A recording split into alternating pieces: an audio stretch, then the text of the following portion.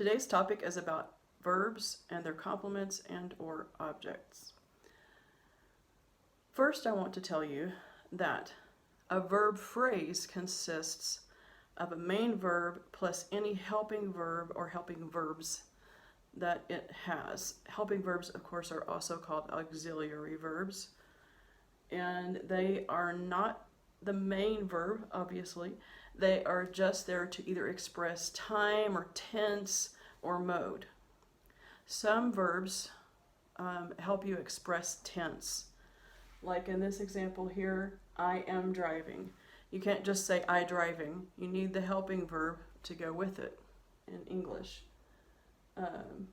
Am tells you that it's in the present tense. If you use the helping verb was, then it would be in the past tense. So that shows you the time. She had driven. Again, you can't just say she driven because you don't know when that driving was taking place. And since it has had here, you know that the driving was taking place in the past before something else happened or before a certain time. And then they didn't drive. The word did is a helping verb that helps you to see that the driving took place in the past. Some helping verbs express modes, and when it's a modal verb, the main verb is not conjugated. It stays in the infinitive or basic form. You should go. He can go. He might not go. Should, can, and might are examples of modal verbs, and you can see that the word go does not change the form. It is not, he might not goes, for example, because goes would agree with he, but since we have the modal verb there, we use the basic or infinitive form. The past tense of can is could. You can also say we could go, but it shouldn't be we could went or we can went. When you use a modal verb, stay in the infinitive form for the main verb. Action verbs can be transitive or intransitive. Transitive verbs have objects. The action transfers to a direct object. I have explained this to you multiple times, so I don't really feel like it's anything new. But just for reminder's sake, he threw the ball. The action is transferred from him to the ball. The word threw expresses that transfer of action. He threw the ball. And there may be an indirect object which receives the direct object. For example, he threw me the ball. And so in that case, I am the receiver of the ball. And since it's an object, I say me instead of I. He threw me the ball. However, if you put that object with a preposition, it's no longer the indirect object. So he threw the ball to me. Now, me is not the indirect object. Me is the object of the preposition too. Just grammatical structure stuff. So many times when I say, okay, can somebody give me a sentence with an indirect object? You could say, give me the crayon.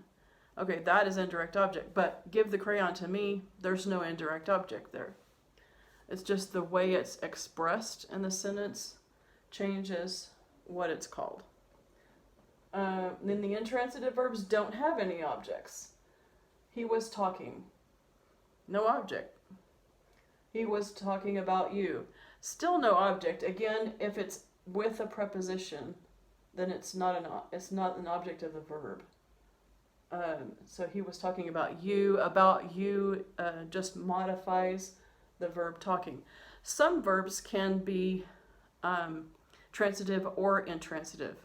So like she left, it means she went away. Okay, intransitive. Or you could say she left him. And so now him becomes the object of that. So it can be intransitive, she left, or transitive, she left him. Another thing, just a little bonus here that I didn't write in the notes, that maybe show up on a bonus somewhere, I don't know, is object complements. An object complement augments the meaning of the direct object by renaming it somehow. So, like, have you ever seen the movie with Tom Hanks where he's stranded on an island? I think it's called Lost. I don't remember. Anyway, he has a volleyball, and he says, he could say, I'll call this volleyball Winston. And the word Winston is the object complement because it renames the direct object. Little bonus there. I'm teaching that to the seniors this week. And linking verbs, not action verbs. Linking verbs have no action. It's more like a state of being. I am here. This room smells great. Or whatever. So it does smell great, actually. I'm making beans, and beans in the house always smells good. Anyway, back to the topic. Connect the subject to something called a subject complement. That's what linking verbs do.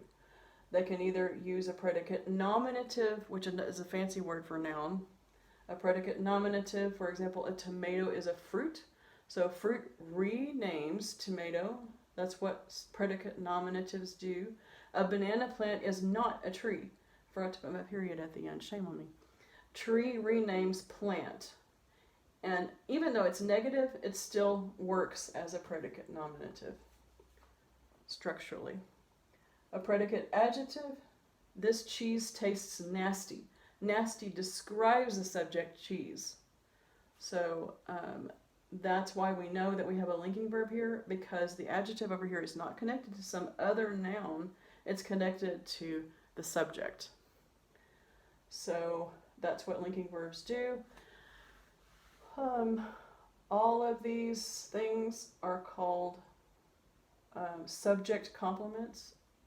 Predicate nominatives, predicate adjectives, they're all called subject complements. I think that's pretty much everything you need to remember in order to be working on your workbook pages. And just reviewing some things before we get started into more hard things. Anyway, we will have a meet tomorrow to discuss how to do the pages exactly. And please, let's wait until after the meet to begin, or during or after the meet to begin on those pages so that you don't do them wrong or not make the changes that I would make. Or sometimes I'll say, you don't have to do this part of the page. So just wait. You can take a look at them though. Anyway, be prepared tomorrow. See you.